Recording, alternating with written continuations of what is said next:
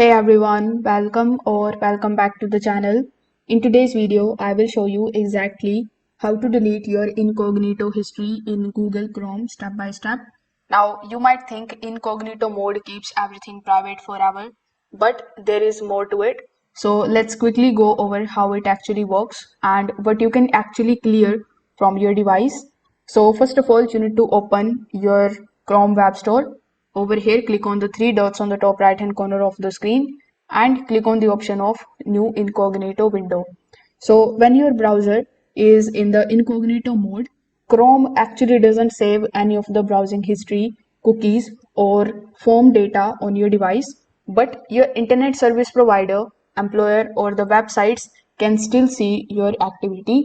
So technically, there is no incognito history stored in Chrome, but you can still clear the traces like DNS cache or temporary sessions data.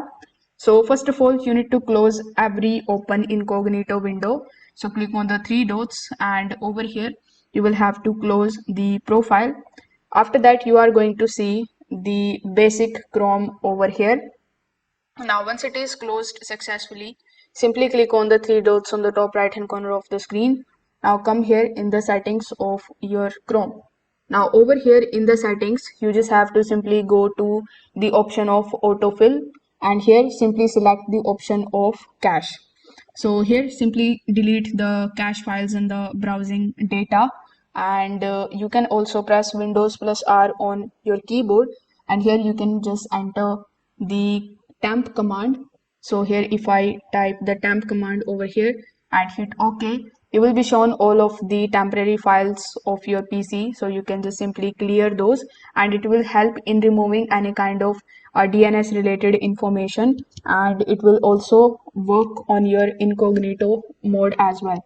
So this way you will be able to delete your incognito history in Chrome. If this video helped you out, make sure that you like this video and subscribe to the channel. Thanks for watching.